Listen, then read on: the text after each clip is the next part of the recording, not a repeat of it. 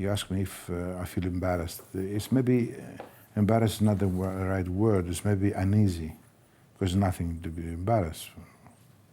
But I feel uneasy, like I feel uneasy now. Always I feel uneasy when I have to talk about myself. When I talk about other things, it's okay, but something that, questions that have to do with my life, my career, things like that makes me uneasy. I don't know why, but this is it. This is the way I am.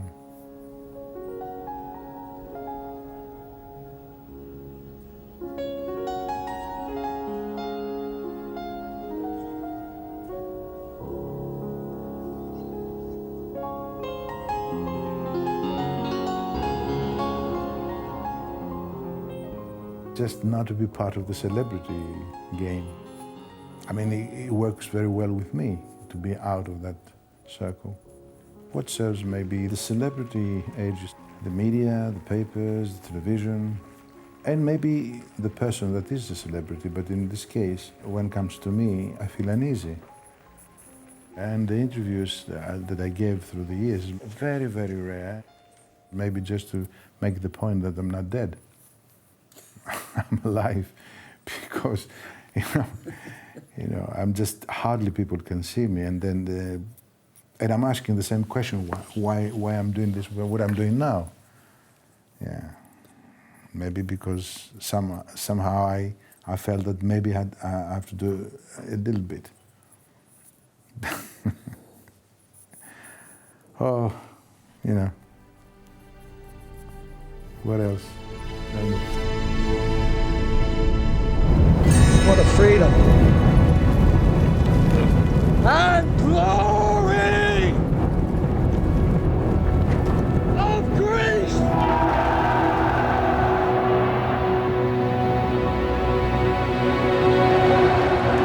Zeus be with us!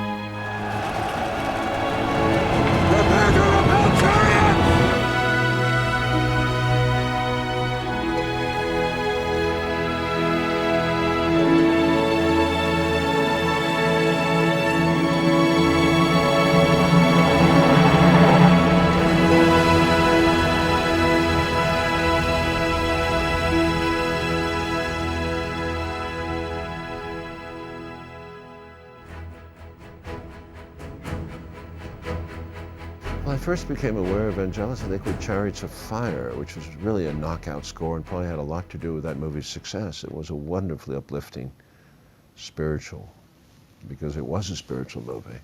The man was running for God. Vangelis gets the heaven and the hell. I think music reflects the heart, the soul. There's a poetry, there's something between the lines. It's not spoken, it's felt, and it does wash the emotions and cleans it. It can be cathartic too, inspiring. Vangelis hits all those notes for me. It's great to have somebody work like that. It's just love. What you want from a composer in a movie is the love that an actor or a screenwriter or anyone or a DP, if you bring love to the movie, it shows and feels. Vangelis is a deeply quiet man. He's like a monk. I think he's a man who lives in his mind, who lives in his head. He's in the material world to some degree, but he's definitely off in interior world, as if he hears the music of the spheres, so to speak. I think my mother listens to Alexander, his album, over and over again. I do too. I find it very inspiring, and it's a wonderful. It brings out nobility in the person who listens, and I love that in music.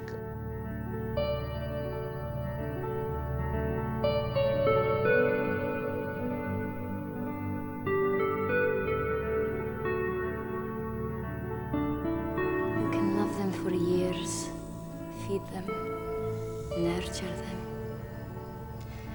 but still, they can turn on you.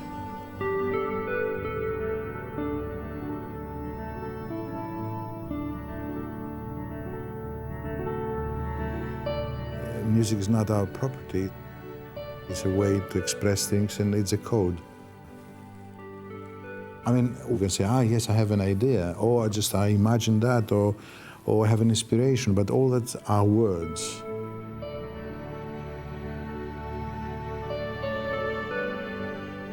And when you're available, like a radar, then the message comes, and then you have it. Can you change the brush there? This program here? No. That one? That one. And I was surprised to learn, you know, he is not a school musician. He writes nothing down.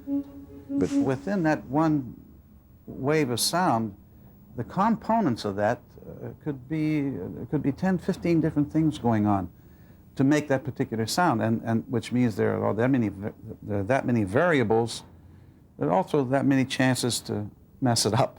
I guess if he were back in the 1700s or 1800s, he would do it the way everybody did it then.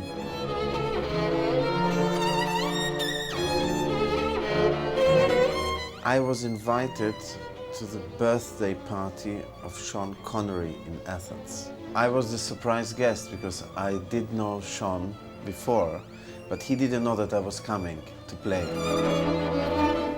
After dinner, people were sitting next to the fireplace, having coffees or whatever drinks, and I was behind this curtain with my mum on the piano, and we're just waiting, the curtain opened, and I was playing.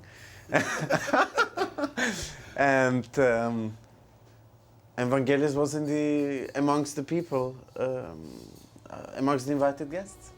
And that's, of course, how afterwards we immediately started talking. And he said, "Oh, you must come to my studio."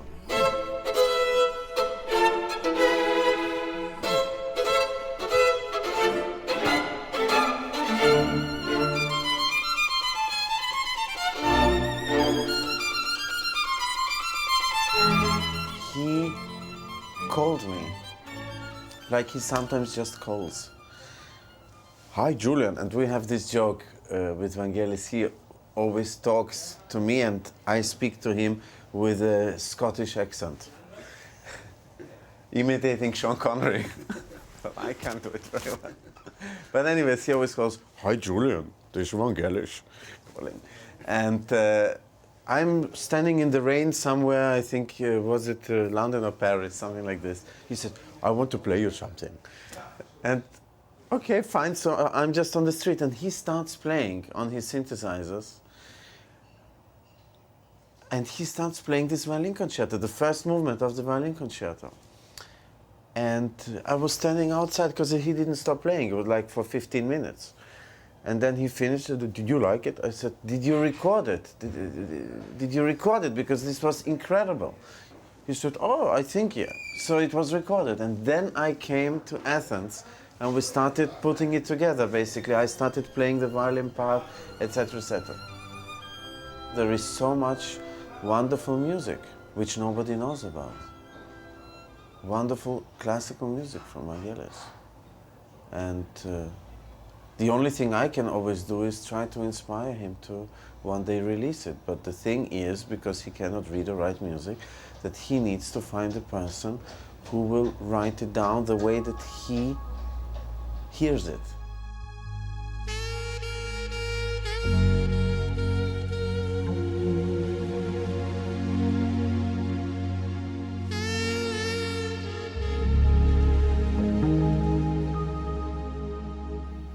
why we need music, why everybody, you know, speak the language of music. Why? I mean, you don't speak Chinese, you don't speak maybe another language, you don't speak Greek, maybe, but you speak music.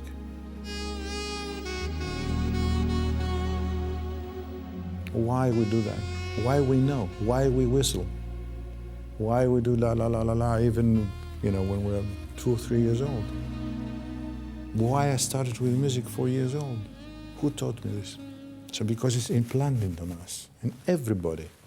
So that's why when people say, I know nothing about music, they mean that I never been to school, I never learned notes, which I never did myself.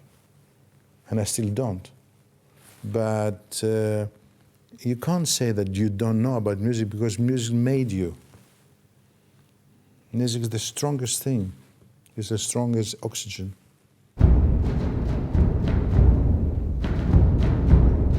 You know, Greeks, my ancestors, they had a very, very mathematical mind. And through that way of thinking and feeling, they find out that they knew, actually, that music is the first thing in the world, which shapes and makes move the world.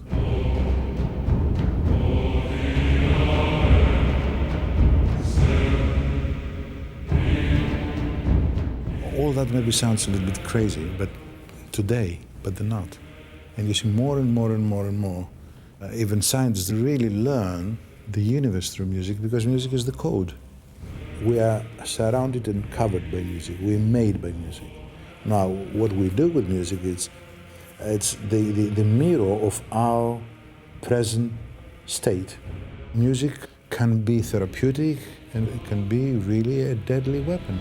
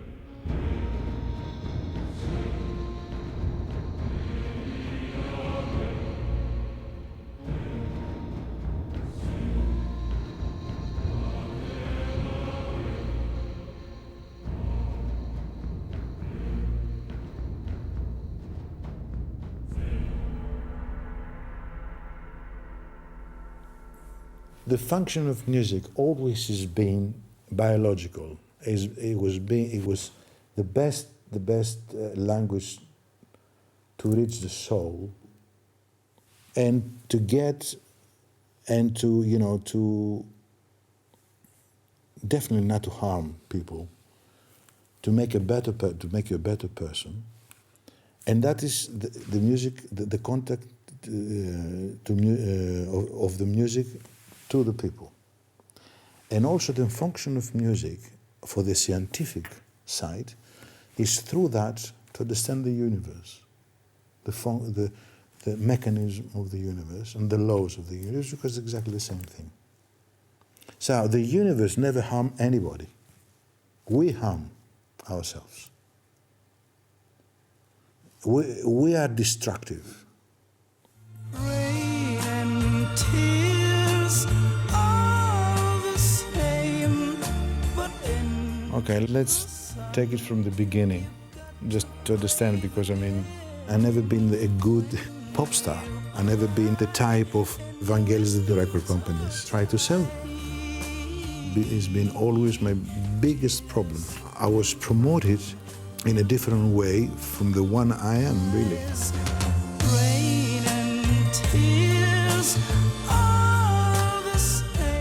Italian music used to be very big then, French music.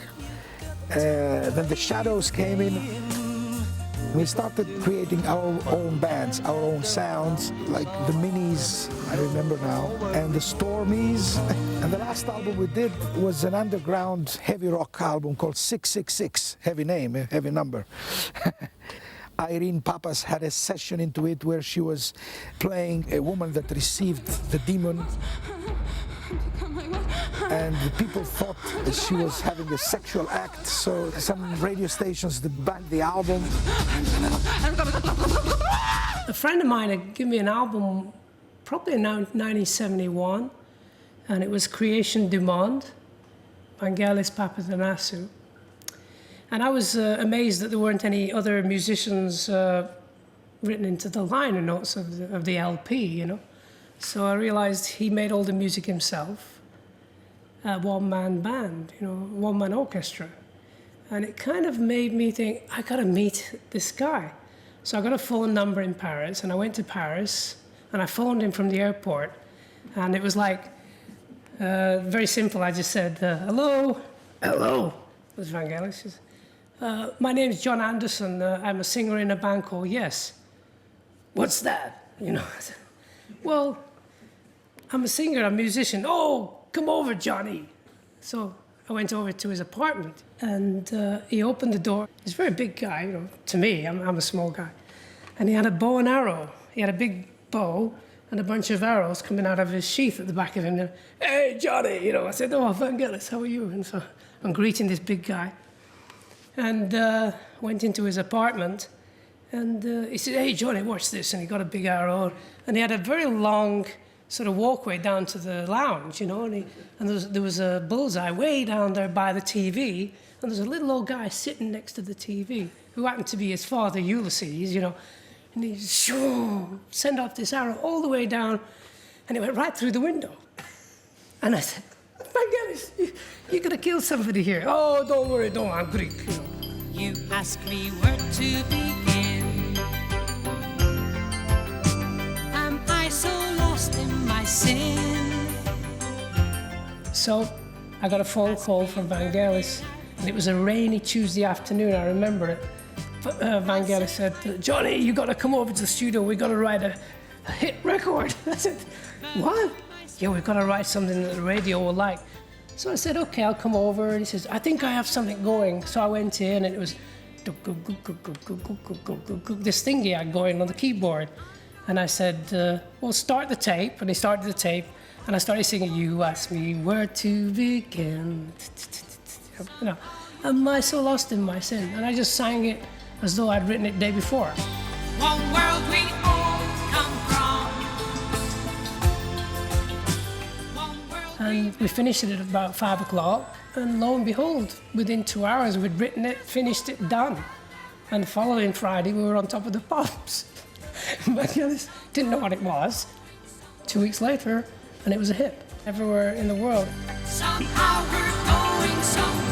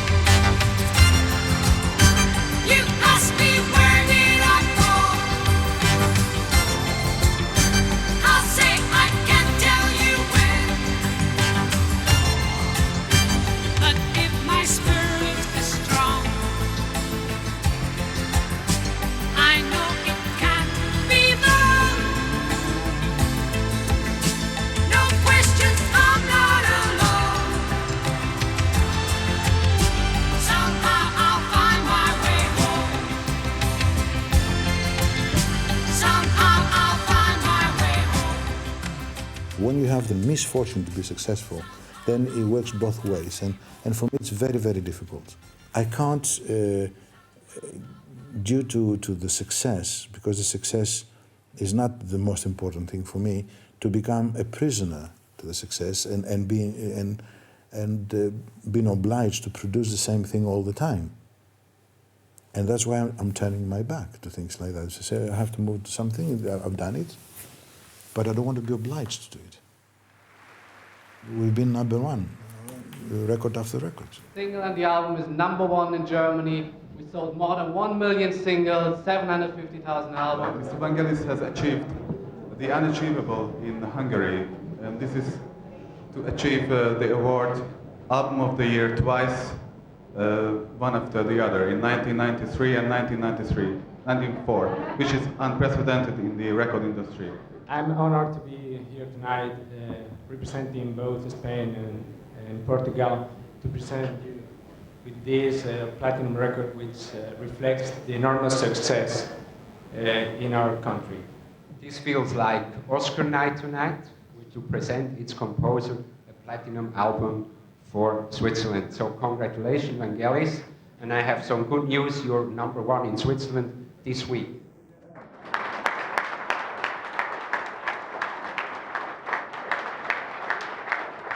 It's false, it's manufactured. That's the problem, it's the manufactured thing. And what we do, it's like against the human itself. Because the primary reason is money, how to make money, how to impress and how to make money. Money, money, money, money, money.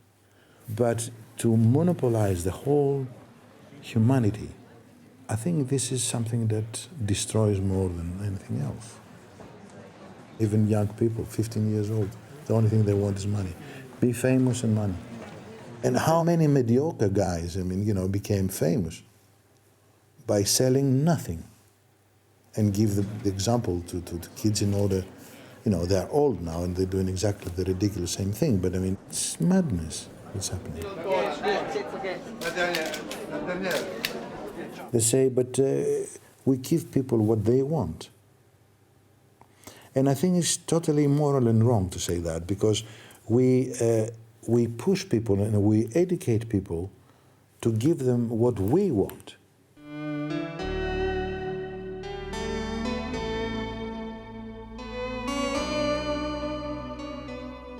We're using this incredible divine thing we call music, which is the most powerful thing today, to influence and change things around.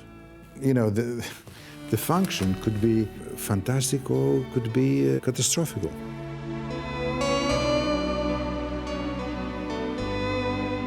And I'm afraid that today we're going that way. And through music, even they get drugged with music now. It's the new drug.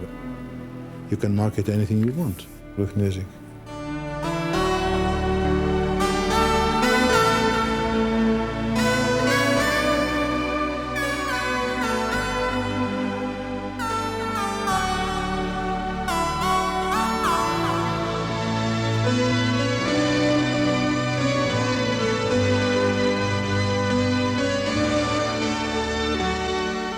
Barilla. Un mondo di idee per ogni tua voglia. I met Vangelis through his girlfriend, who was the same size as Vangelis. She was wonderful, though. She was enormous and sensual, and a French woman called Fanny, of all things. And she was fantastic, Fanny, because she also was an old girlfriend of mine, the family of a girlfriend I used to have in the 60s. So through Fanny, I was introduced to Vangelis, and then through Vangelis, I met Frederick Rossif. And I then started to work for Rossif on making commercials and documentaries. And I used Vangelis, early commercials, for a number of French commercials. He did them, and he had this, immediately you could see that this was a man you have to work with, because instinctive reaction to image. Showing the image, he immediately goes straight to the keyboard and goes, and it fits, always used to fit all the time. He had this uncanny ability to understand the flow of pictures put together.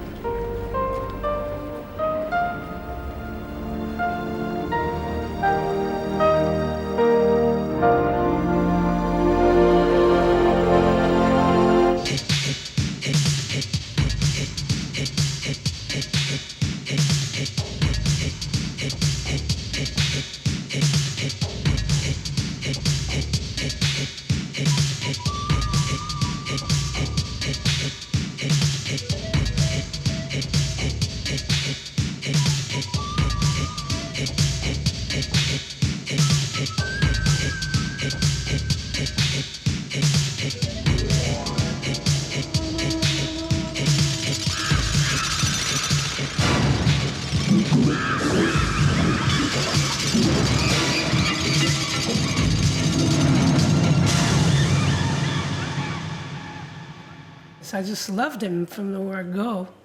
And he showed me around the apartment, and there was 2 or 3 nubile girls hanging around, as always. And he had a pile of cassettes in the middle of the room that he was sorting out, and he'd put them into his boom box. He had a sort of early boom box in those days. And this music would come out. It was like a symphony. Every cassette was a symphony or a piano symphony. And I was just amazed.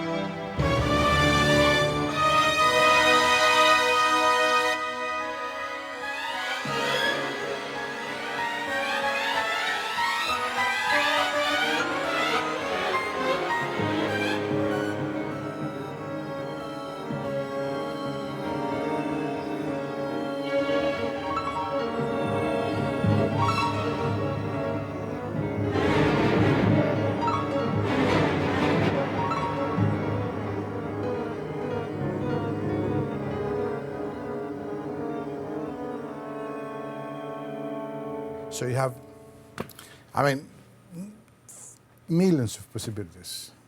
Just to be able to put things together and to create the right, whatever has been asked for from the music.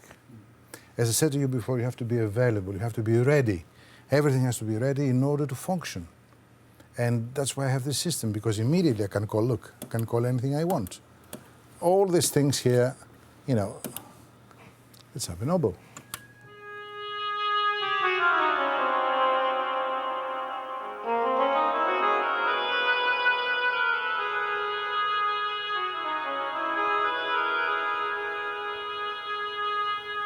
And then, as we're here, let's have the clarinet.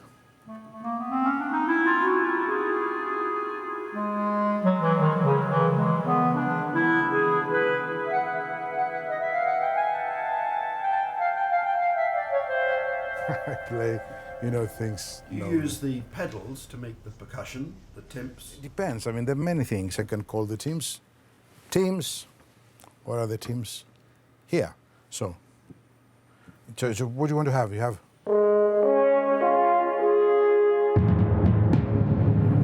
Here are the teams.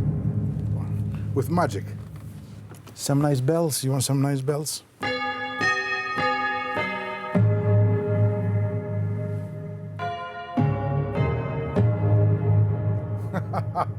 You know that, huh?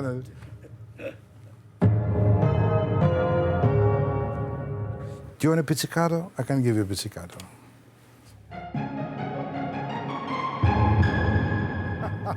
Show me the many horns. You ask for it. Many French. I mean, we have a simple horn.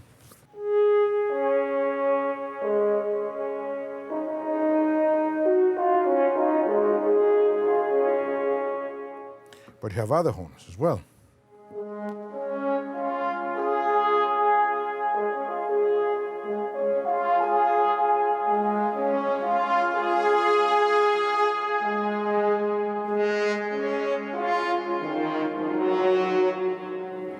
And if you put a tuba,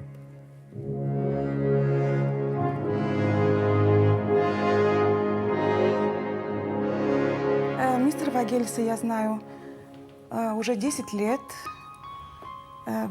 Перекладываю музыку, которую он пишет, и записывает на кассету, на ноты. Делаю диктант, можно так сказать, выразиться, как говорят музыканты.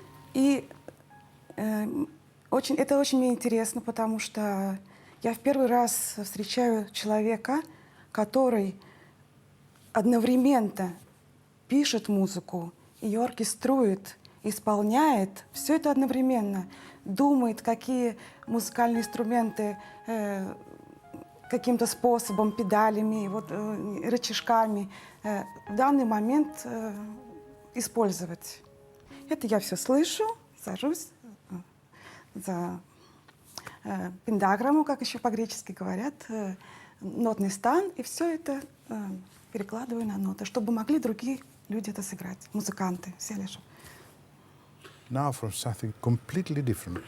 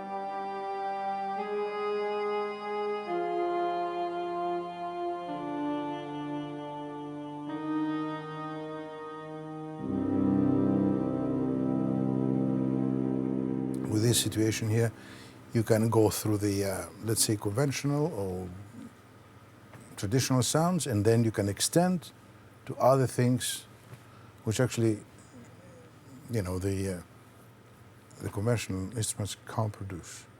So you have really a spectrum which is infinite. This situation is ready for everything you wish, for everything the music wishes. And if I'm able or capable, I will deliver. If not, tough luck.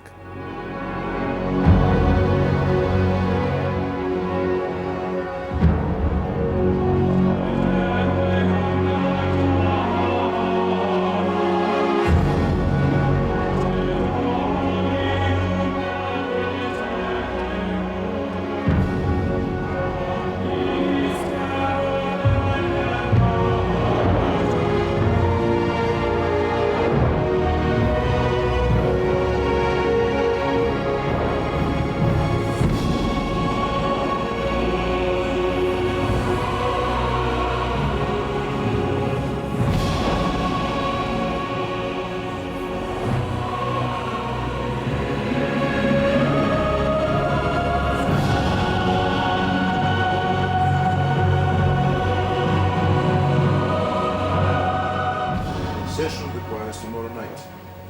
Yeah. We have the tape Saturday. Yeah. We put it on, we mix it, and we send it to you. So if you have it by Monday. From a musical point of view, I'm not concerned. From the censorship, I don't give a shit. You know.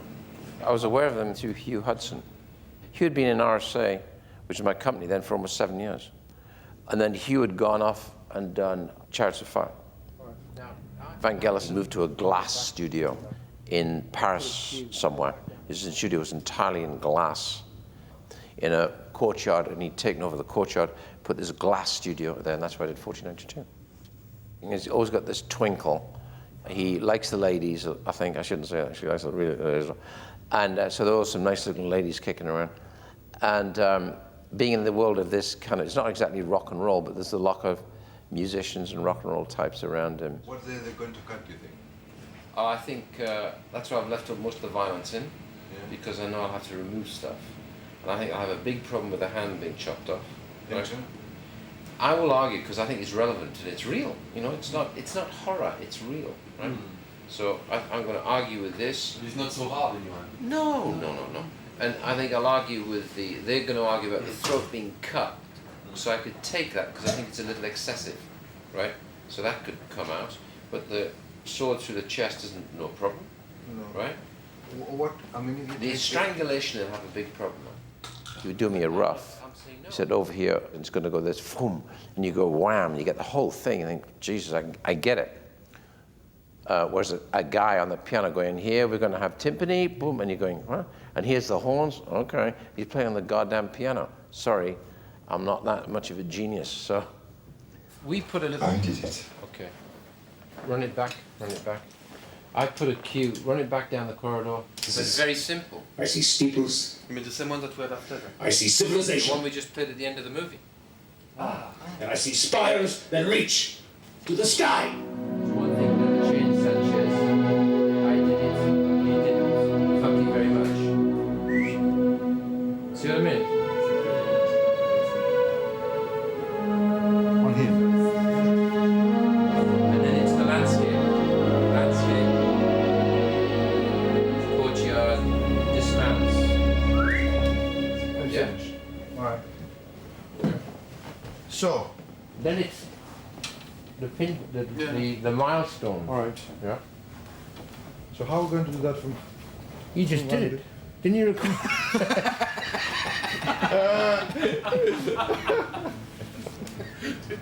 Thank you very much. Good luck. Thank you very much. C'est extraordinaire parce que tu vois, l'image et là sur un sujet pareil, on n'a pas vu, on voit pas ça. Non. Mais toi, tu connais le film, t'as jamais vu le, comment ça s'appelle? Si, j'ai vu un premier bout à bout. Non, mais sans musique, mais un premier bout à bout qui a été différent. Mais là, c'est complètement différent maintenant. J'ai vu un bout à bout qui était.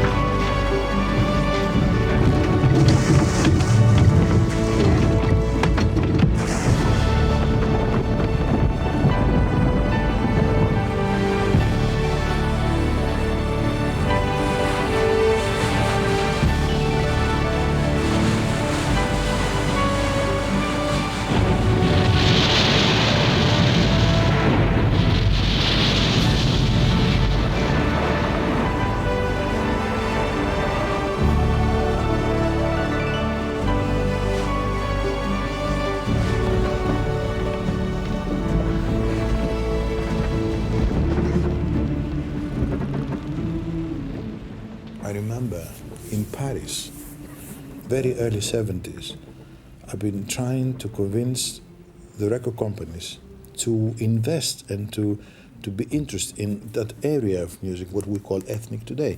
And of course, nobody was interested. I believe that the strongest thing for each country is the roots and the ethnic memory, the ancient. I do it by instinct. I never sat down and say, what is the most important to do this or to do that. Came naturally to me.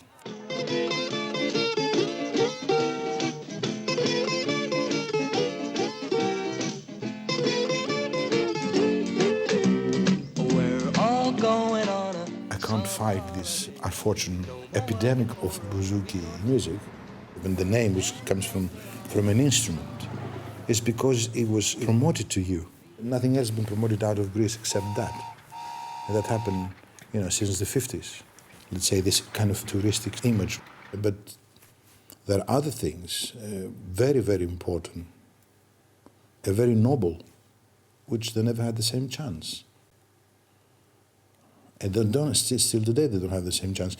I mean, when I touch the area of ethnic music and ancient music, I will go straight to the oldest memory which I can reach.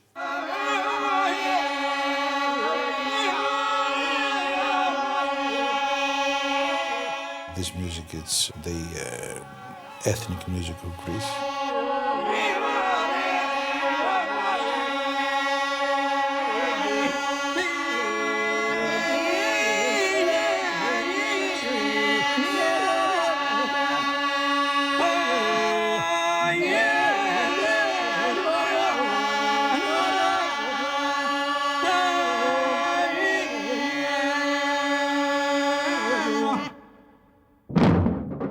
I mean, some extraordinary riches in different areas of Greece. Incredible ethnic music, very ancient, much older than the current bouzouki music. Epidemic. Maybe, I gave an example for my country, but in every country it's exactly the same thing. And they should treasure that. Instead of copying, the current fashion.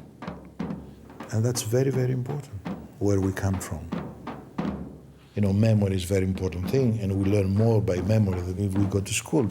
Something that deliberately today the system tries to cut us off.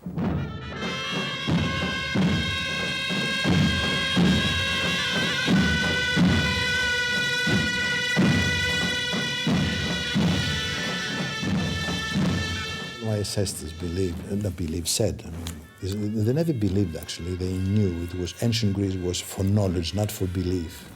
Belief started through the Christian years. My ancestors believed the more ancient something is, the more it's yours.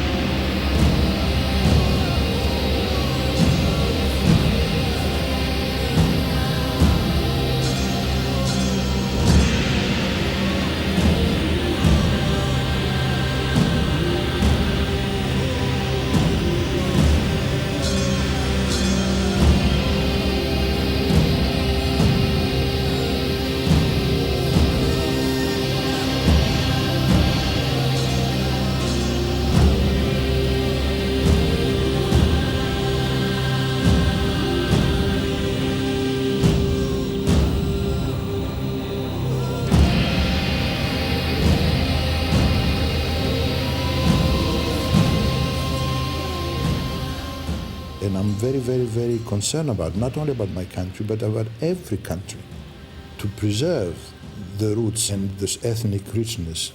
What is ours? Ours is something that lasts for forever. I mean, forever, but you know, the ever in this case, when the moment is now, the ever is the past.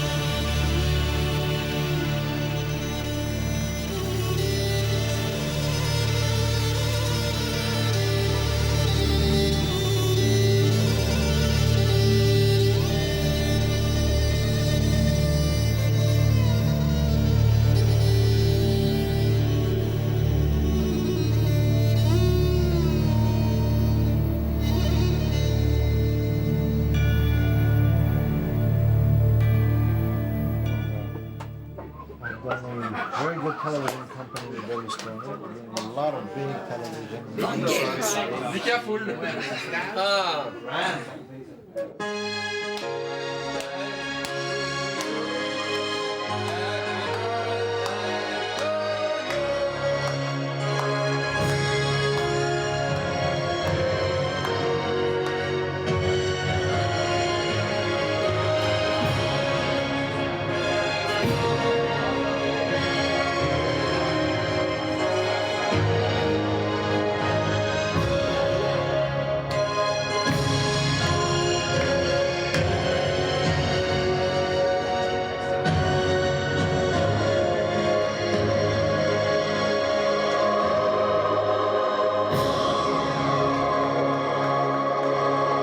First of all, he's tremendously generous with his friends, with everybody.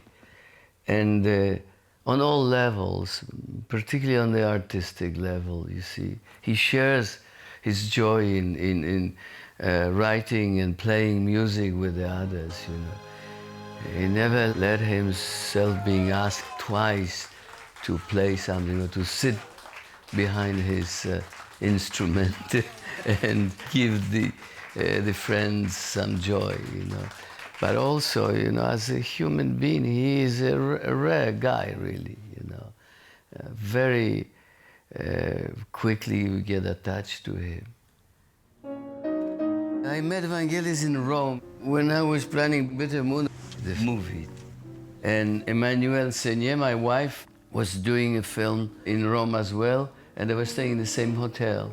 And I don't know whether she heard all the racket that all his entourage was making, and she told me, I met Vangelis and he absolutely wants to meet you. Chariots of Fire. What? Chariots of Fire. Oh, no. He loves movies. He does not try to promote himself through the music he writes for a particular film. He tries to illustrate the film and expresses the feelings that the film does to him.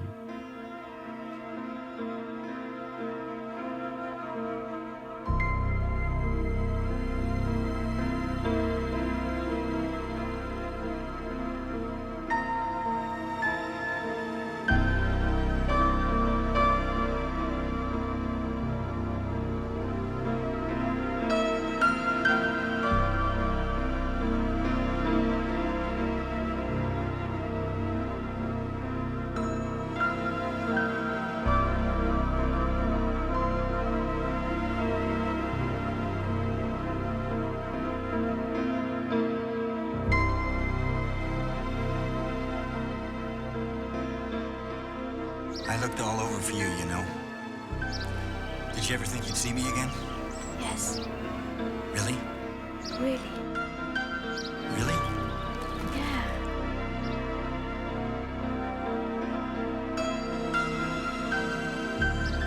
You kept it.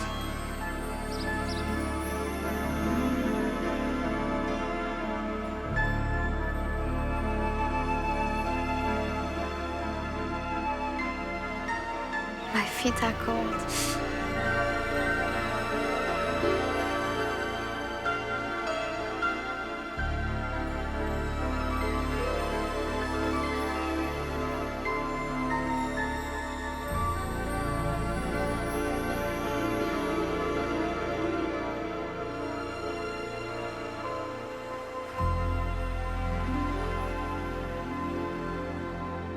With all this, he's extremely humble, you know. There's no streak of megalomania in him, you know. He's a real artist. That's what we understand, you know, by an artist, you know. It's somehow who loves his craft, you know. And he expresses what he feels.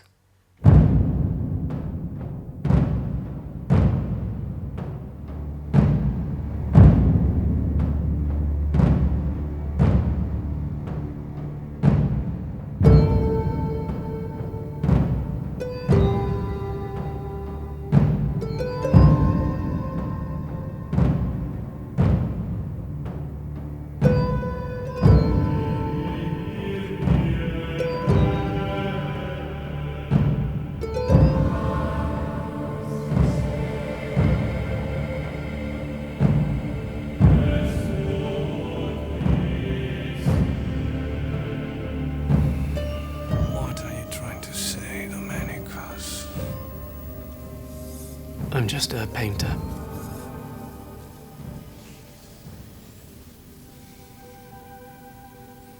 If you were just a mere painter, I could ignore you. When you move people, you get inside their heads, inside their hearts. And God knows what you might start doing in there. Art always consoles pain-filled people. Are you going to throw all artists on the pyre, O Grand Inquisitor?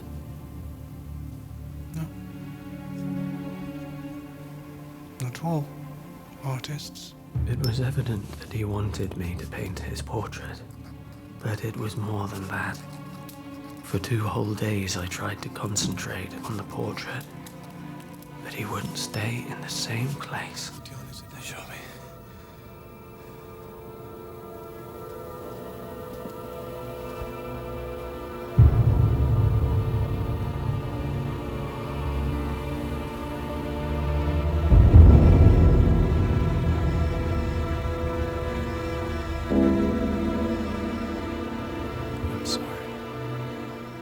A través de Irene Papas conozco yo a Vangelis, pues hace ya casi 12 años, y cuando conozco a Vangelis voy a su casa y veo en su casa alguna obra.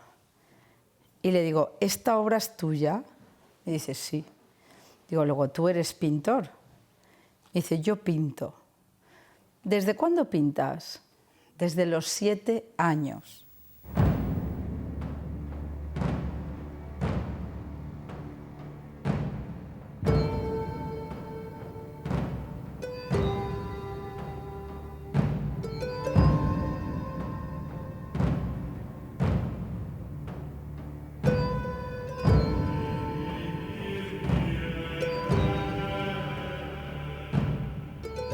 Él no quería presentar su pintura. Decía que su pintura era como su alma, su vida, y que estaba siempre con él. No quería que sus cuadros salieran de su casa porque eran como sus hijos, y sus hijos no los quería dejar por un tiempo en una ciudad del mundo. Yo le dije, Valencia es distinta, pueden estar tus hijos perfectamente, estarán en un espacio magnífico. Le envié los planos de un espacio que se llama El Almudín, que es un antiguo granero de la ciudad reconvertido en espacio cultural rehabilitado. She came to Greece many times. Many times. This was very hard for her. She used all the people that she knew that knew him, and she tried to press. She is a woman very with this character, very typical Spanish. Puts like all her soul into what she wants to do, and when she saw this, she was crazy about it. And she said, Vangelis, I mean, I don't know what I prefer you. I know you from before, but I think the world is entitled to see. You have not to keep it inside. So he said, no, no, no. And this thing was 3 years. She was after him. And suddenly, she cut him in a moment that he didn't understand what he said. And when he realizes the paintings are on their way to Valencia.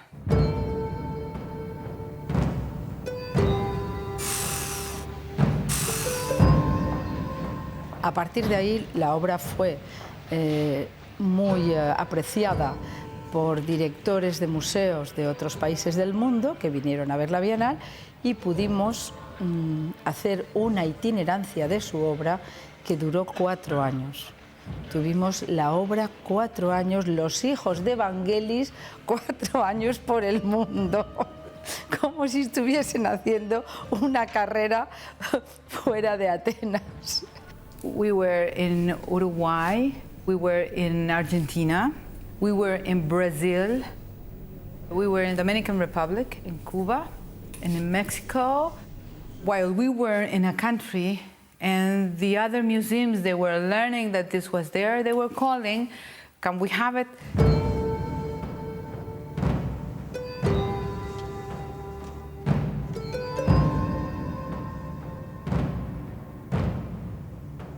Él, cada vez que pedíamos permiso para sacar su obra al exterior, decía, esta vez ya la última, esta vez ya la última. Y siempre había otra y otra y otra, hasta que fui un día a Atenas y le dije, mira, ya no me vas a decir la última será cuando acabe este ciclo. Firmamos un convenio, acabó el ciclo y los hijos volvieron a casa. People was coming to touch me. People was coming to ask me for autographs. And then one day I said, no, I'm not, why should I give you autographs? I'm not Vangelis. So when I asked, one guy comes one day and said, can I touch you? I said, why are you asking to touch me? So he said, because you are the closest person to him that we ever will see. From Brasilia, they were coming to Salvador. I mean, it was incredible. The same thing in Argentina. I saw people coming from Patagonia, from Ushuaia, especially to the National Museum in Buenos Aires to see his exhibition. And, you know, all the museums, they were national museums because Vangelis, he doesn't sell. He doesn't want to sell, even though I have tried. And Consuelo also, this is one thing that her and me, we couldn't push him into it. In Valencia, I had a lot of requests. But he won't sell. Oh, he won't even talk about it. So one day I said, Vangelis, where is all this, you know, I don't want to exhibit. So he said, Connie, because this is a part of me. I feel like I'm putting myself naked in the middle of the central square. Yo creo que la obra de Vangelis para su país y para otros países es importante porque, como he dicho ya antes, es un artista como los artistas del Renacimiento. Es un artista ecléctico, es un artista multidisciplinar y es un artista potente.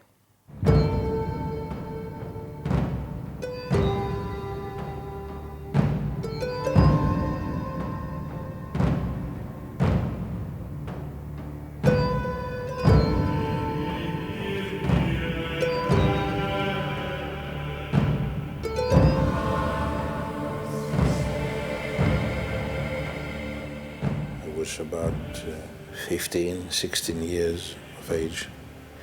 And every year we school, of course, organize art exhibition, paintings. And of course, it was obvious that, exhibit a few of my paintings at the time. And I remember that year, something extraordinary happened. I went to the room, to this place that everybody exhibits, all the, the school, pupils, how you call it, yeah. Mm-hmm. They exhibit their own things, and mine as well, and mine disappeared. Somebody stolen my paintings. I never found one who, but I was devastated, and I couldn't believe that someone is able to do such a thing. I can never remember dates, but it was with Donald Sutherland, and we went to the apartment where Vangelis was, or lived at that time. And by the end of the evening, he was so impressive to me, and he played some stuff on the organ, and he's the only one, I think it was an organ. I don't like the organ, but I liked him playing it. I don't like that kind of church music. It's too much wheezing about it to me. And I mean, it's decks and decks of, and he's like the mad professor. Yes, you know what, I think he's a very generous person, very genuine and generous. And I said, well, I went to see his painting, and he had easel, which were absolutely marvelous. I said, oh my God, where did you find that easel? I'm looking for an easel like that. I'm sending one to you. And I said, one day, Sean said to me, there is a monster of a thing arrived for you from Vangelis. I didn't know that you had asked about the easel. I thought you just remarked on it. And the next thing was, no, you didn't say, well, where did you get it, and that kind of thing. Yes. I thought you just said, what a wonderful. I saw the easel at the time, and it dwarfed me. My painting book was edited in Greece, and we were thinking that it would be very nice to accompany the book with a CD on a poem of Cavafy. It's pretty obvious who this one is. Called Ithaca. And we thought about Sean reciting it, me by me, long time ago. I said, if there is a composer, I prefer Vangelis. And I spoke with the editor, and he said to me, why don't you ask him? Is the granddaughter on the telephone. And this is a very famous Arab from Edinburgh. I said, yeah, but there is nothing for him. He said, you risk nothing asking him. So I called Vangelis at night, after dinner. I said, I'm sorry to bother you, but this poem of Cavafy that Sean is going to recite. That's Fifi Le Bonbon here. I would love you to compose the music. She was playing rugby at the time. Inspired by my painting, if you agree, but I have to tell you, there is nothing for you. He said, oh, no problem at all. Legs? No problem, yes, I will do it. My legs. Come to see me tomorrow. I explained to him what it is, and first of all, Sean said, okay, I will recite 2 or 3 sentences, and that's it. And Vangelis said, no, I want the whole poem. Out of work actor now. I'd honestly never heard of Cavafy before. I must say, when I first read it, I thought, it's a bit like a short story. It's not even, it didn't seem to be a poem, but when I started to work on it and read it and understand what it was really about, then it was okay. So I have a studio 5-10 minutes from here. And so I went on there and I said, I'm going to do 2 recordings. I'll do one slower and one quicker than normal. And he said, okay. So I recorded it twice, and he immediately come back and said, I like it slower. And I said, because you're going to get all your music in. And all the money went to... all of it, and all totally. it became part of this abandoned kids that they started, this trust. Or rather, the wife of Nessus, who published all the books and everything. And we went and saw them, and it was so moving. marvelous kids, Marvelous. beautiful, and very kind of happy in a nice ambience. So then he set it up that we sold them for the trust, and they sold hundreds. Oh yeah, yes. When you set out on your journey to Ithaca, pray that the road is long, full of adventure, full of knowledge. The Laestrygonians and the Cyclops, the angry Poseidon, do not fear. You'll never find things like that on your way, as long as you keep your thoughts raised high. As long as a rare sensation touches your spirit and your body. Laestrygonians and Cyclops, wild Poseidon, you won't encounter them unless you bring them along inside your soul. Unless your soul sets them up in front of you. Hope that your journey is a long one. May there be many summer mornings when with what pleasure, what joy, you come into harbors seen for the first time. May you stop at Phoenician trading stations to buy fine things, mother of pearl, coral, amber, and ebony. Keep Ithaca always in your mind. Arriving there is what you're destined for. But do not hurry the journey at all. Better if it lasts for years, so that you are old by the time you reach the island, wealthy with all you have gained on the way, not expecting Ithaca to make you rich. Ithaca gave you the marvelous journey. Without her, you would not have set out. She has nothing left to give you now. And if you find her poor, Ithaca has not deceived you. Wise as you have become with so much experience, you must already have understood what these Ithacas mean. Thank you for pointing it all out, how it happened. That's really important. The pleasure. Okay. And if I I salute him. Yes. I salute you. And me, I give him a Vangelis. big kiss, a French kiss. Oh, let's not get carried away.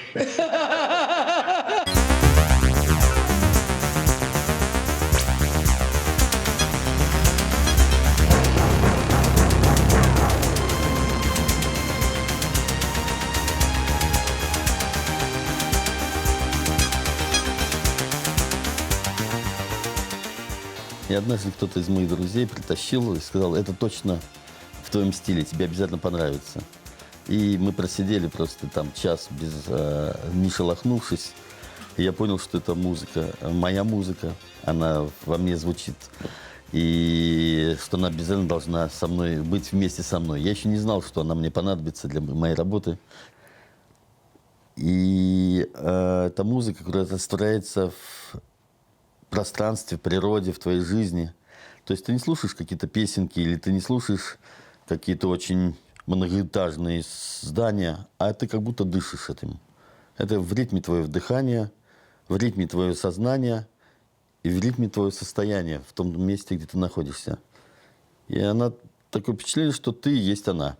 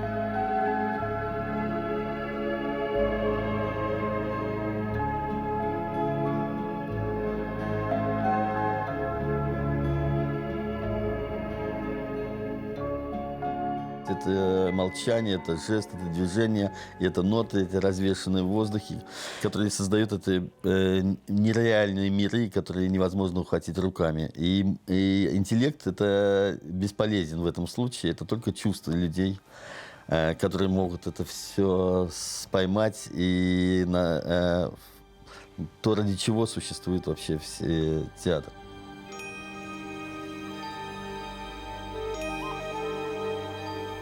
The staging of Mythodea in Athens was a project that was more involved and elaborate than probably it should have been. But you know, it's the kind of thing where once you're in, you can't get out. And it was hugely complicated. Had I known how complicated it was going to be, I probably would have had second thoughts. When I was the president of Sony Classical, I was very eager to work with composers who were interested in connecting with the public.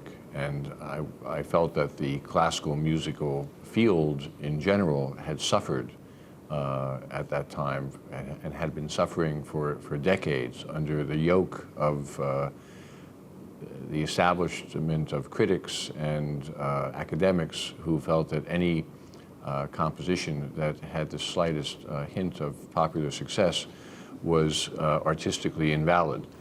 I had a commercial motivation. I was working for a record company that was supposed to make money.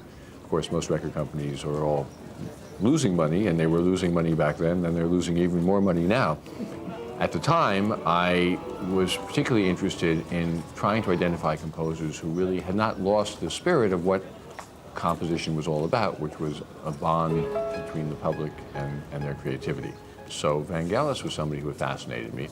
I had a series of meetings with him in Athens and seemed to have a limitless supply of classical compositions, which he would pull out of drawers and closets and boxes. Basically, it seemed that he composed a symphony every night. So I had no idea that he was this prolific. He would play me these excerpts of pieces, or sometimes entire pieces. These listening sessions would go on till late in the night, and so much of what he wrote was amazing, you know, because of course he wrote in real time. He would sit down in his spaceship-like recording studio and just start making the music that he would explain to me was come to him from special sources. I'm being careful with my words because I don't want to mischaracterize what he said to me, but you know, he clearly felt that he was a vessel of some greater creative force or being that was communicating, I think, to the world through him, and I certainly was not going to disagree with him about that, and for all I know, maybe it's true.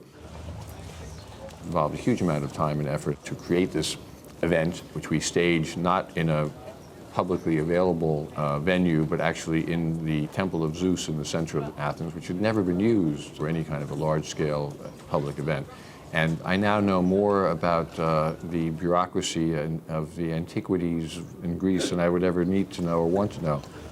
I actually had to go and meet with the Minister of Culture and the Deputy Ministers of Culture and the people in charge of archaeological treasures there. Apparently in Athens, not just in Athens, but all over Greece, you can't even build a home in Greece because everything literally is ruins. You know, underneath the surface, a few inches down, on any street or backyard in Greece, there is some antiquity waiting to be damaged if a builder were to plunge a shovel the wrong way.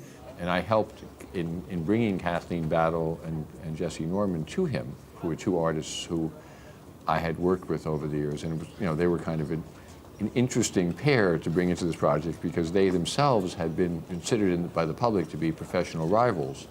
One of the ways in which I'm able to conduct myself in my current position as the head of the Metropolitan Opera is to not tell tales out of school about artists. It's really not a good idea if one wants to deal with them.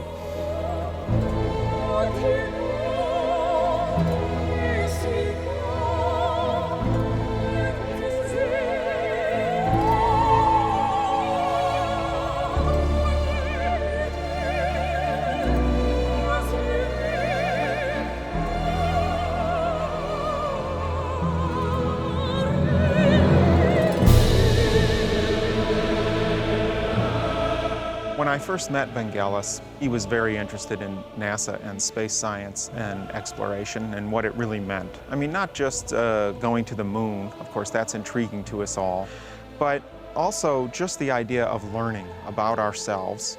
And we started to look at a lot of the NASA research and compare it back to how the ancient Greeks thought and how did they derive certain things. And often we would center it on fundamental questions of, you know, where did we all come from? What is the real origin of the universe? What is the origin of Earth? What was the Big Bang like?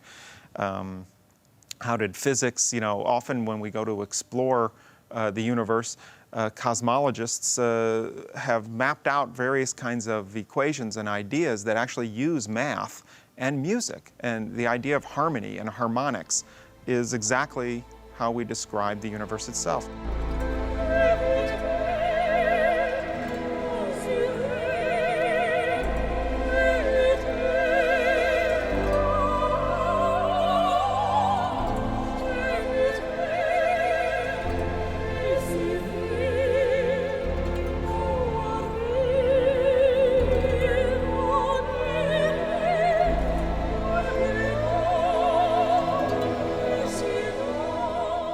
Introduced me to a lot of different kinds of experts, people that knew ancient Greek, people that studied music, and we started to put together almost a team of people with different expertise, and I liken it to the way the ancient Greeks actually did it. Advances were made by people coming together from different disciplines. The idea of a philosopher, a mathematician, a scientist, an artist, and a musician all meeting and discussing important topics really allows you to make connections that otherwise are very difficult to make inside your own field.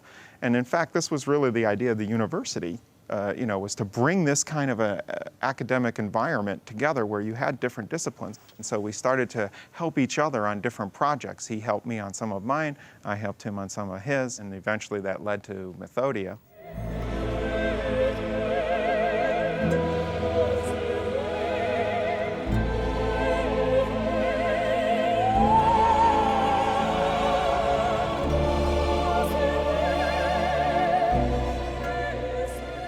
With NASA, I had been working on a mission called Galileo, which was a spacecraft that was orbiting Jupiter and eventually dropped a probe into the atmosphere of Jupiter to measure its composition. And NASA, because they're a government agency, they cannot advertise and they can't market themselves, but they can educate and they can reach out and do things that help the public understand. And that's what this really was about, was helping the public realize the excitement of the space program and how it might connect to music. And so NASA was pushing things on their website. Vangelis was looking at things that he could do. And eventually, the collaboration was such a success that NASA even recognized Vangelis with a NASA medal. Vangelis has a huge fan base amongst the astronomy community. They adore him. They even named some asteroid after him. I remember Vangelis explaining to me that various astronomers had felt that there was some real connection between what these extraterrestrial sounds that were being picked up, because of course sounds are always being picked up in outer space, and there was some relation to what they were hearing in outer space and some of the music that Vangelis had written. Vangelis is like a child and a genius all mixed together. His interest in the world and the universe and nature is unbounded. I mean, he's constantly thinking about stuff. And, but at the same time, he's like a child in the sense of, you know, being amused at almost everything. In many ways, you know, the idea of space science, the fundamental questions we all had as children, the fact that we don't know the answer of where we came from or how we got here. And he's still thinking of it all the time, constantly. Although we spend a lot of effort and money and all that to do this, and everybody agreed, and you know, you remember about what happened with Mythodea. In the end, I think that the record company, they never believed that this record is commercial. I think it's been buried from the record company. I'm in a very bad position to say that because I'm the composer, I'm the artist, as they say. And of course, the artist also will blame the record company, as usual. I have the experience and a lot of other successes in my life not to say that. And I know what I'm saying. And I can judge if the record company does, you know, the right thing or the wrong thing. And I didn't expect Mythodea to become, you know, a #1 record because of its content. But I never expect the company to drop it either.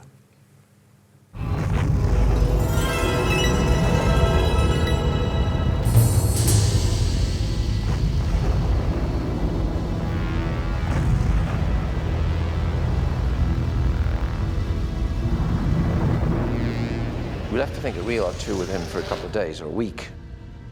And I used to go back there at night. On the way home, I'd just hop around the back and into the studio and usually have something like, there's always some curry or Chinese food lying all over the place and some beers. And in those days, I'd be smoking cigars and beer and the whole thing was fantastic. Loved all that.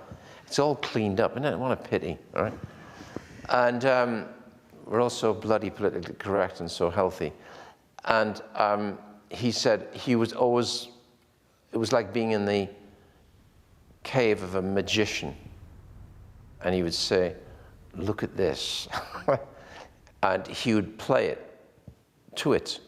He'd play and muck about and pull knobs and push steam knobs and things. I don't know what the hell he was doing. But one way or another, it was truly magical.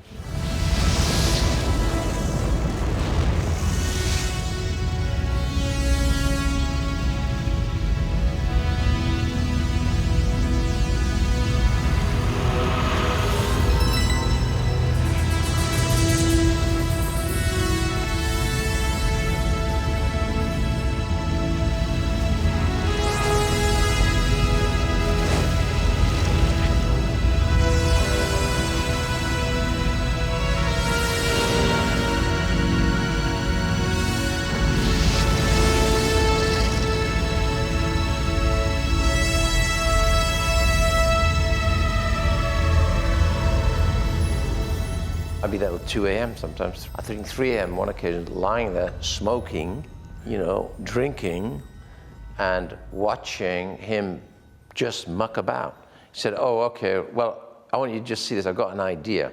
He'd say, watch, boom, screen would run, and you were actually bringing people into a universe that they hadn't really seen before.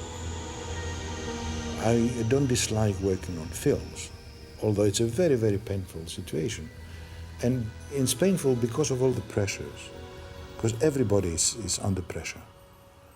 And the film is a very, very, very difficult business, because first of all, it costs a lot of money. And many things are there at stake. So already the people that are working for a film, they're really in a great pressure. No, it's you know, it's easy. You know, Alexander cost, you know, to me a few kilos. My engineer had a heart attack. You know, things like that is good. Nothing was straightforward about Blade Runner from the very beginning. We reshot some early stuff because really wasn't happy about it, which automatically put us virtually over budget from the stuff. But the worst thing that happened was that the day after we finished shooting, both Ridley and I received a letter from the lawyers of the partial financiers, French and Yorkin, dismissing us from the picture on the grounds that contractually, if we went 10% over budget, they could. And we were 10% over budget, which is not at all uncommon. So they, because they had loathed us by then, they just said, you're fired. You can't sit there thinking, I wonder if they'll like it. You can't, when you finish a mix or every phase that you finish, you're looking at the editing process, then you're going to enter the scoring process, then you're going to enter the mixing process, then you're going to look at it finished. Then the danger is you test it. There's always some jerk who'll say, do you know, I say, shut the fuck up, you know? There was debate because the picture didn't have a good ending, and at one point we'd actually borrowed a piece of film from Stanley Kubrick from The Shining and stuck that on the end. He generously doesn't do. It was a happy ending. Everyone wanted a happy ending at this point.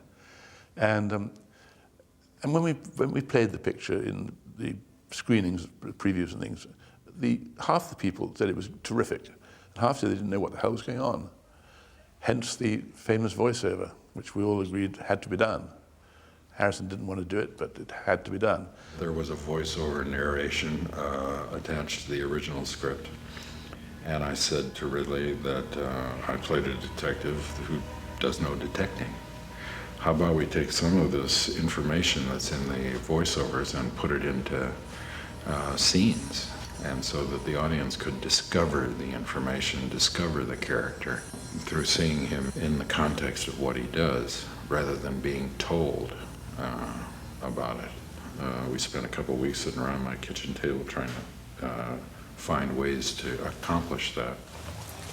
I went in to do the voiceover narration, and I was looking around for somebody. The room was there, and the mic was set up, but there was nobody around. So I went to a nearby room, and there was a guy in a little gray hobby suit with one of those twist-together belts with the little elastic around it. And he had a little pipe, I believe, and he was hammering away at a little portable typewriter. I thought, this must be a writer. So I said, "Hi, I'm Harrison. How you doing?" And I got this. So I went away, and about 15 minutes later he appeared, obviously the author of what I was to read. And I thought, this guy is so far away from the process that I mustn't fall into the trap of trying to discuss this with him.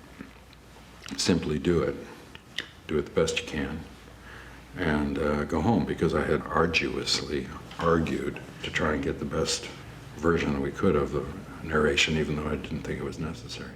After that, the notes which we received were all about how dreadful the film was in many different ways. It wasn't just dreadful, it was dreadful for several good reasons in their minds. I mean, the first one was, where's the Vangelis music? Well, obviously it wasn't there yet. We don't put it on a rough cut.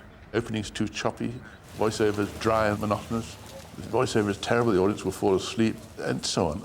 Appalling remarks. One, the great one, the seventh note that I've got, was, this movie gets worse every screening. That's pretty good. And then you have the wife of the producer, the girlfriend, who says, you know, I don't think it's quite nice, and the producer with this, you guys say, okay, cut it down, you know, all this bullshit. So, in the end, there's a big mess. Quite an experience to live in fear, isn't it? That's what it is to be a slave.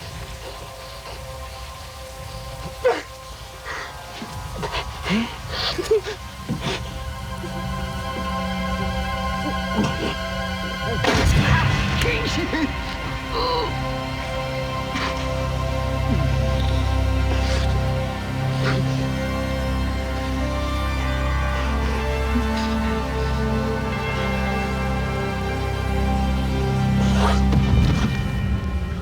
were doing a 36-hour day because we had to finish.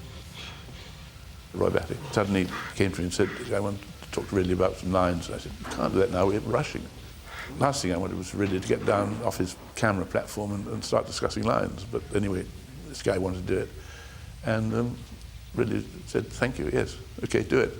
So that was never written in the script, or never written. They never said that there's lines by Roy Batty. Pretty good. I've seen things you people wouldn't believe. Attack ships on fire off the shoulder of Orion. I watched sea beams glitter in the dark near the Tannhauser Gate.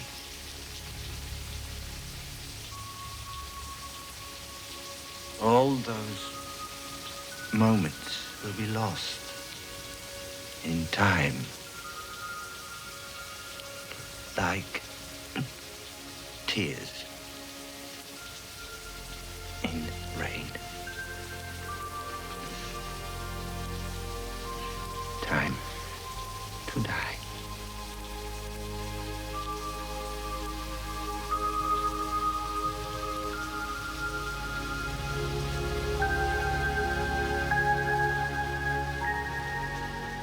At its highest level, music is the final and the last dialogue that goes into the movie, because I gradually realized that music is almost dialogue.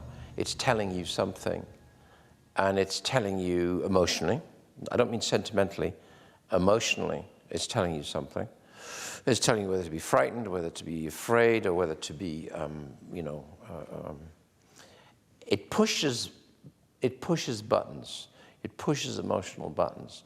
Now, I know composers don't like to hear that, but it's true. Somebody said to me, God wants you so manipulative in the films you make. And I said, well, isn't that what theater is?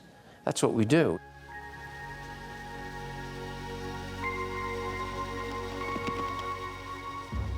Vangelis is maybe the most successful and innovative of these guys. That's why he's the best.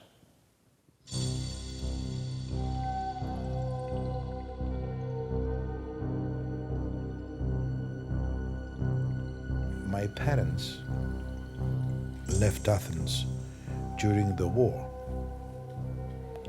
because during the Second World War, the people in Athens died from hunger. It was a terrible situation. And many people, I mean, in order to survive, left Athens and they went to villages, to places that they could find a little food. And my grandfather used to earn a lot of land, and he had a lot of bread, fruits, oil, olives, things that could survive. I mean, that's why my family survived. Although I didn't understand at the time, later I understood that they've been through, through hell. I mean, there's been a war and a civil war. But they made it such a way that nothing of those things touched anybody of us, my brother and myself. Yeah.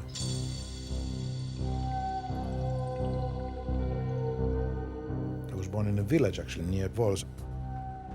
Volos, it's in the middle of Greece, about maybe almost 200 miles from Athens, north, by the sea. Marvelous at the time, beautiful town. A lot of gardens and flowers, because this place, it's at Pelion, near Pelion. Pelion, it's this mountain, the mythological mountain of the centaurs. And this mountain is known because of the vegetation. It's a lot of green. And which is incredible, because in this area, I mean, you can feel the seasons. You can feel the winter, very heavy winter, with snow on the top. You can feel the autumn, which is extraordinary colors, the pastel colors. You can feel the summer, of course. And the spring, which is, I mean, you can faint from the aroma, all the flowers, extraordinary. This is the house that I grew up.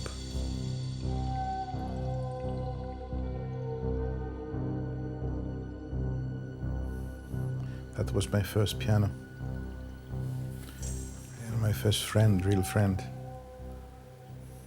The funny thing about that is that I don't remember, I just found myself, I remember myself sitting on the piano, but I never remember how I started. Which means that I had to start very, very early. I never, because most of the times people say, oh yes, we had the piano in at the age of, I don't know, 5 or 6 or 10, took some lessons and, I started playing the piano. But I don't remember that. I remember sitting there. He lives everything to the full, I think. When he smokes cigars, wonderful cigars he smokes, and he loves them, and he eats in the most totally enjoyable way. He enjoys everything. I mean, I'm sure he's had enormous depressions. In fact, I've been through a big depression with him. But, when he had problems with his boyhood friend, became his manager, and then became his demon. And I think they were pals from way back, and wanted to do what Vangelis did. He wanted to be a musician, and didn't have the talent. Somehow he became his confidant and his friend, took over his business affairs, and Vangelis, being a very trusting and open man, it gave him power over everything. It's a terrible lesson. Nobody can be trusted on those kind of affairs, and certainly Vangelis was obviously making enormous sums of money coming in. He's a very successful composer. Actually had defrauded him of everything, up to the point that Vangelis found out. Then he scarpered, disappeared to Spain, I think. He couldn't be found. It's an appalling story. It's happened to many artists.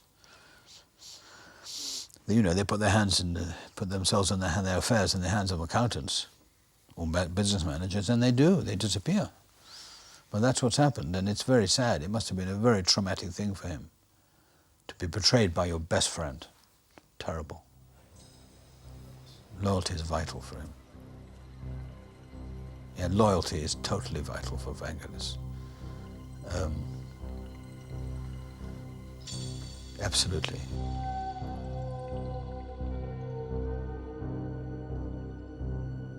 My mother used to play the piano and sing. Classical stuff, Lieder, and she used to accompany herself. And because I had a good ear, I just remember those things, and I would play with her, and even with a little accordion sometimes, because I couldn't carry the piano outside in the garden. And then I had this little accordion my uncle bought for me, and I used to accompany my mother when she used to sing some, you know, nice, beautiful songs, some ballads and things like that. I remember those moments. I never used to go out and play with my friends with the same age, but spend my time with the piano. That was a different conversation. I still have this piano because I had in front of me the sound, although it was not the only sound, because I used to produce sound with all the objects of the house, especially the kitchen stuff. Great. I mean, use the glasses and water and change the pitch and all the pans of my mother, and all the time like that. I think that, you know, my mother, she was quite good. I mean, she never really been angry or something, because I used to break some.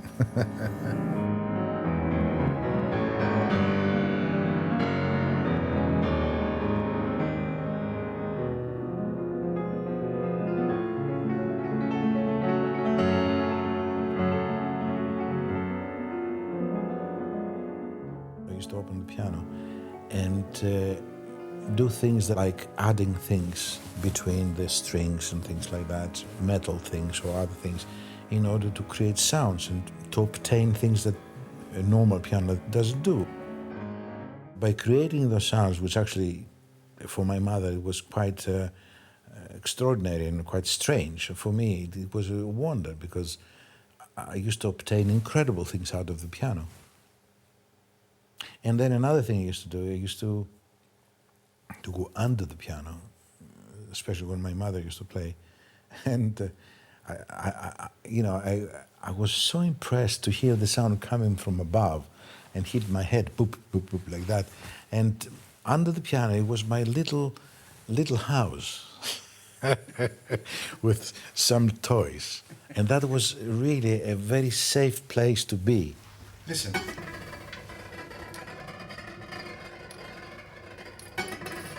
When you are successful, I think it's very important for your mother more than for yourself.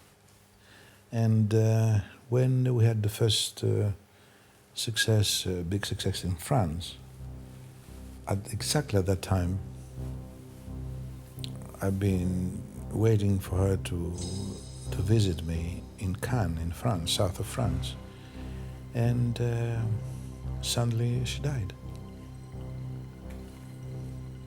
And that was, you know, a terrible thing, because I know that parents die somehow, sometime, but I think she died at the wrong time, wrong moment.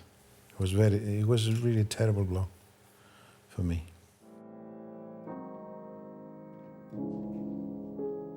I'm used to dealing with artists with fragile personalities. I mean, I think that he is a very warm, expansive individual, one of the most generous human beings I've ever met.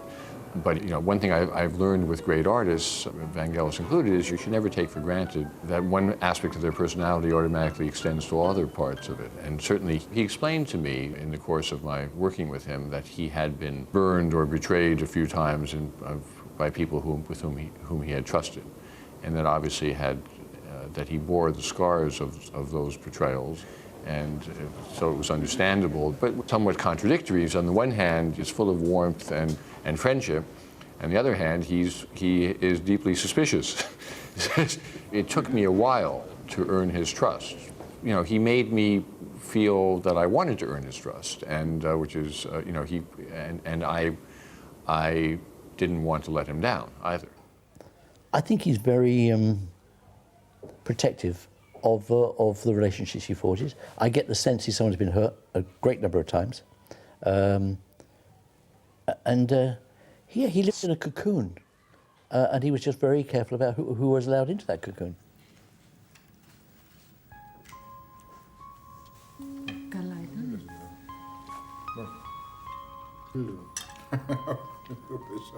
Somebody said to me, you always say no. I said, I don't say no. I don't say easily yes to unnecessary things. That's quite a different thing. Because you have the negative people, whatever you say no, no, no. But not to say easily yes, that's another way of thinking, another way of living. For years, people have been saying that I don't like to fly, for example. You know, it's been in every paper. And I have so many bits of films myself in a plane, in a cockpit, you know, laughing and you know, and joking and all that. So, I mean, if you want to know anything, just ask me. Don't believe what people say and write.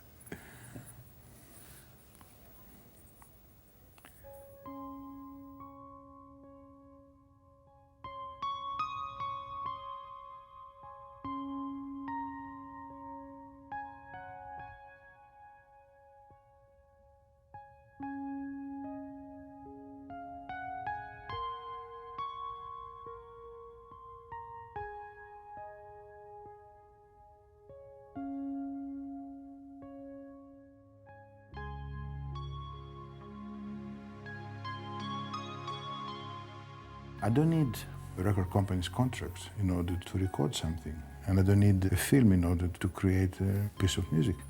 I do it anyway, and I find out that the periods that I was out of a contract, I worked really in a much better way.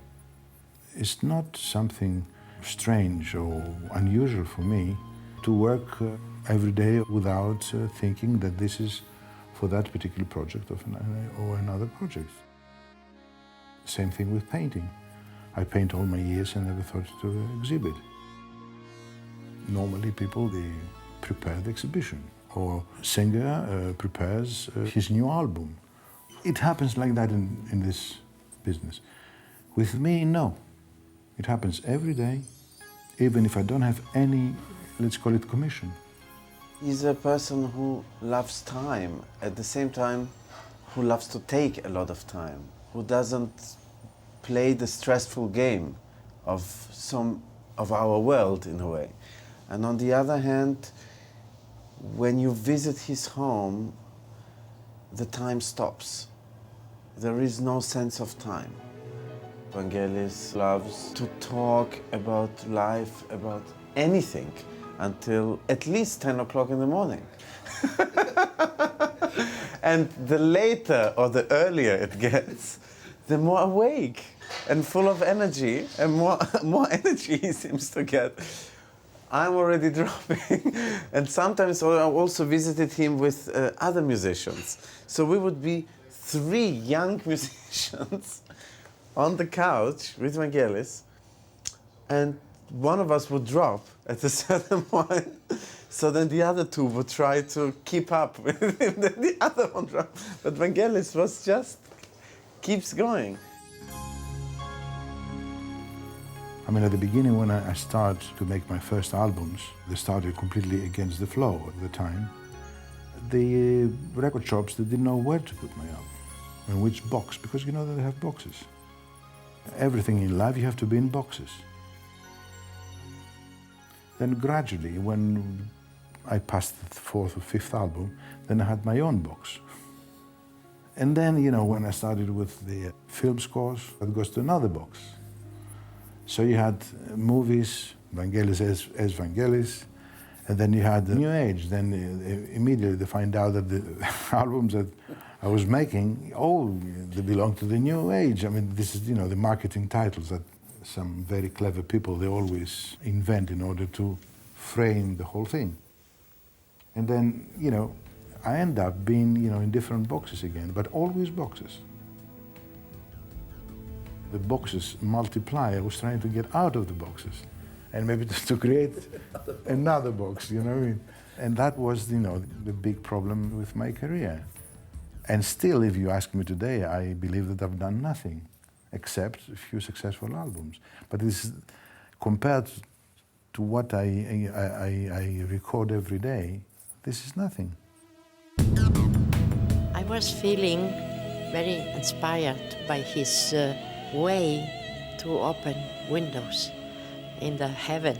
So we wanted to do, first thing at all, sort of, I cannot say an audition, but to meet and to find out how he composed his work and how maybe I can fit him inside his music, I mean.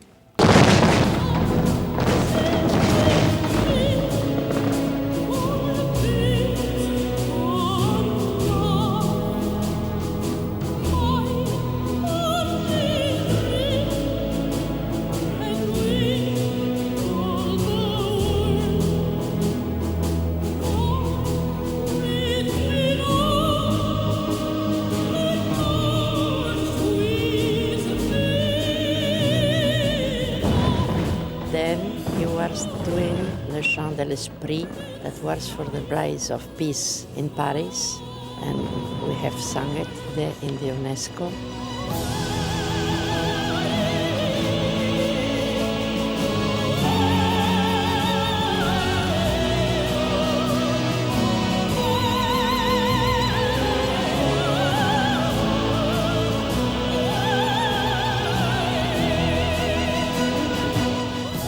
He has done wonders all over his life.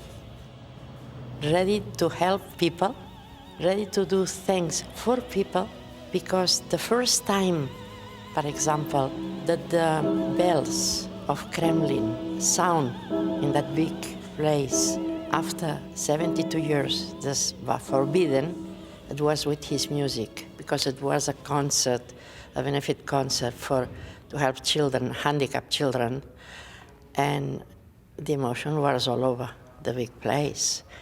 And, to sing that and hear his music together with the bells, it was incredible.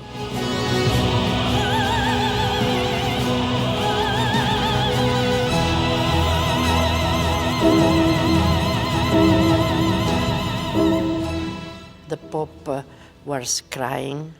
And of course, we have to thank him that he has done this for the children, handicapped children.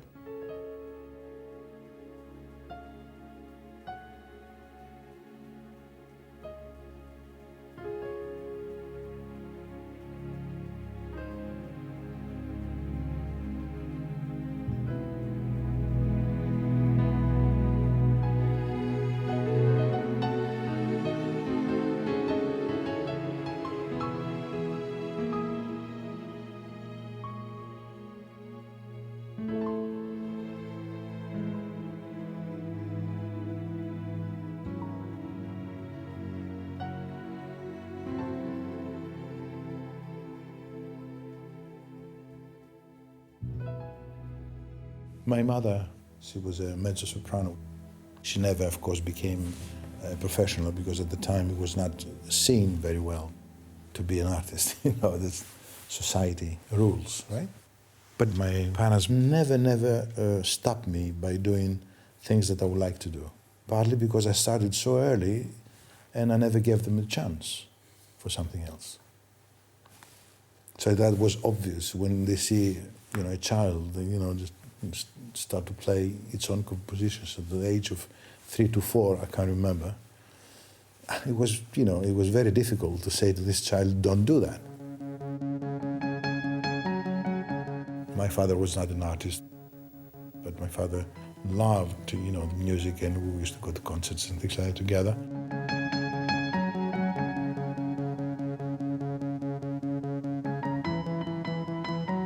Vangelis' father was an Olympic athlete.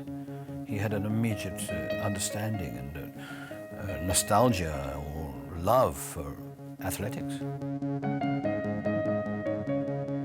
His way of working was really that he just used to see the film and perform to the film. So you got a completely instinctive, emotionally gut reaction. I knew it was the defining thing of my career, that if this film didn't work, I probably shouldn't be in the business. But I knew it was good. But on the other hand, I didn't have any kind of absolute validation. For example, I screened it one evening to a large group of people from the Sunday Times. And the screening just went badly. I don't know what was wrong. The same movie that you saw just went badly, and they walked out, and I knew they hated the film. And I just sat there on my own in the screening room, just devastated. That, you know, if these people, some very nice people in Sunday Times, didn't like it, who on earth was going to like it? The winner is Chariots of Fire. They've taken what is absolutely a Cinderella picture and awarded it this. You come to see it in droves. It's absolutely extraordinary. This is a film that was made despite every single obstacle that was thrown up in its way, including being turned down by the BBC, being turned down by 20th Century Fox. And we ran it for the then head of distribution, who saw it, came to see the film. Halfway through the film, thought he needed just to run up the loo, and he never ever came back. We never saw him again. The greatest piece of luck was the film was run for one of the sports heads of one of the networks, and offered to him was a made-for-TV sports movie. And he ran it quite early one morning, I remember vividly, and turned it down flat, didn't want to buy it at any price. So we were saved from going to television because the film wasn't regarded as good enough. My father lived through the Paris years and through the London years until the Chariots of Fire. And then he died, you know, just a little bit before I got the Oscar. It would have been great for my father, of course. You know, everything has been calculated like this. There's nothing I can do about it.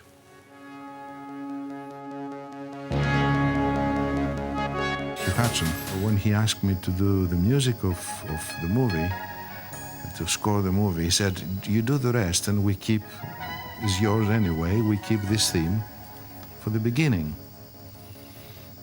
And I said, but maybe I can do something else. And he said to me, no, you can't beat this one. This is really great. At the very last minute, I mean, I can't remember how late in the day it was pretty late in the day.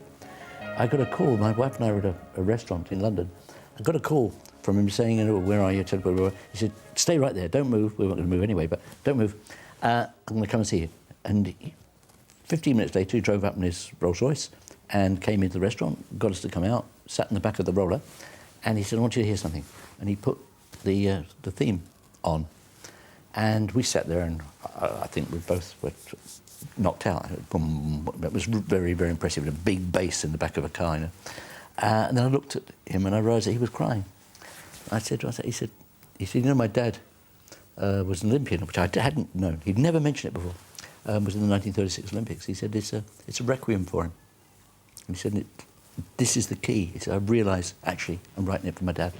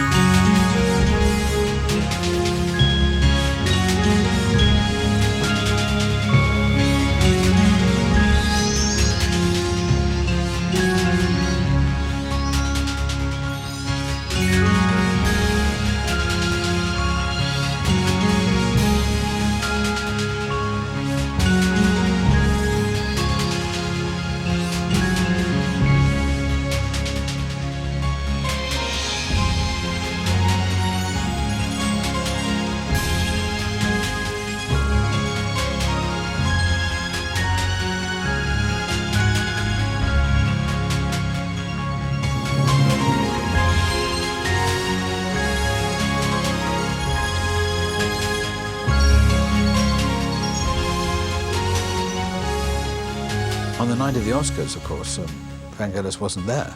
And I don't think he's really interested in it, you know. Now it means a lot to him. He won an Oscar. Quite good, I suppose, to win an Oscar for music. And also, he changed film music, changed the nature of film music. And then onwards, it was all done by one person. But he wasn't there, and he had to be rung up. I don't know who rang him up, myself or Putnam, I don't know. But he was asleep.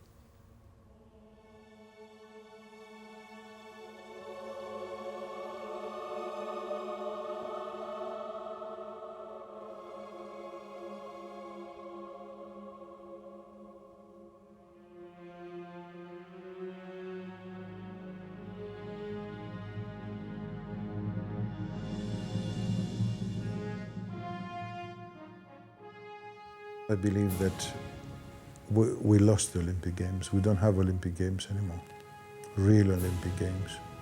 We have something else that we call it Olympic Games, but it's not what I believe and what I think the Olympic Games meant to be. Because it's a commercial operation. Games are games for also, you know, the gladiator games or any game. It's not the same thing. It's not the same purpose.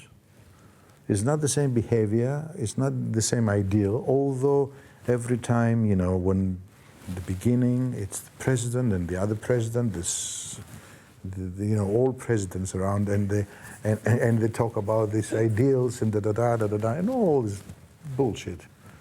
And it's nothing to do with that.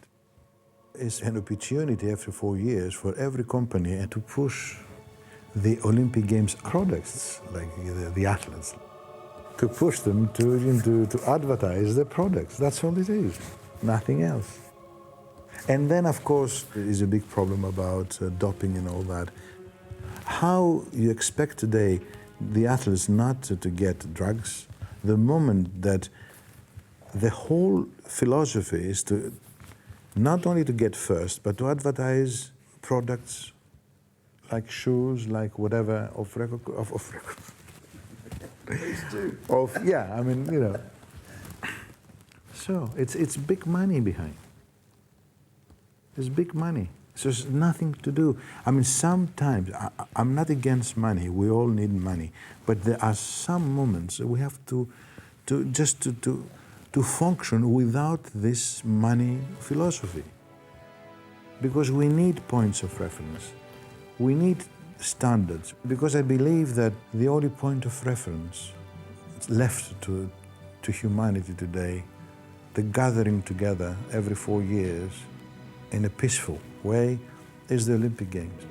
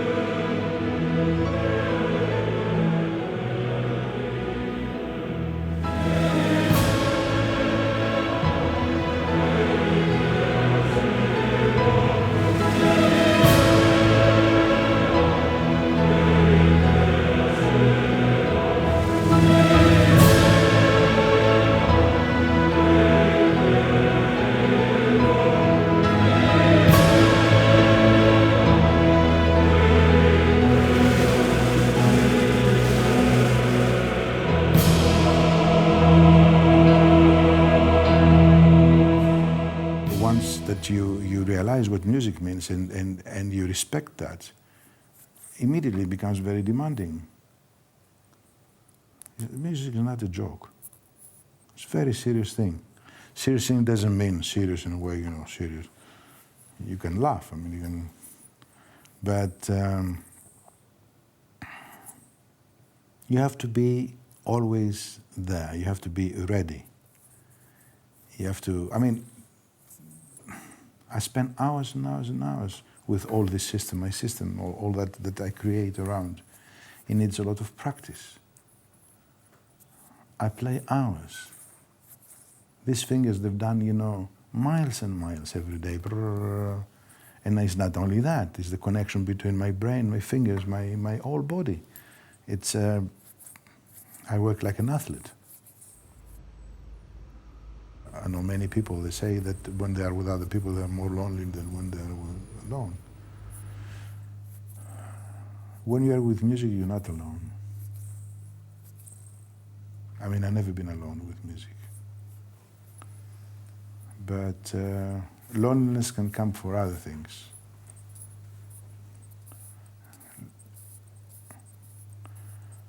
Society can create a lot of loneliness, more and more. And we have to be prepared for that, how to deal, to have little psychological devices in order to prevent or to accept the loneliness.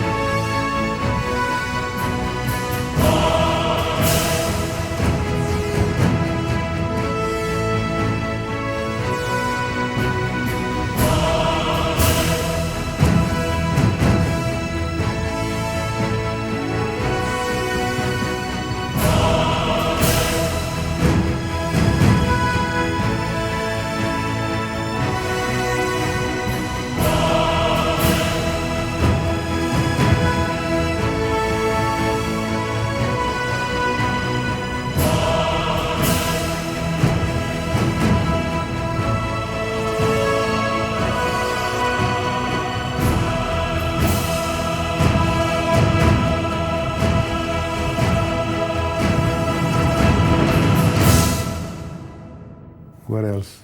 Tell me.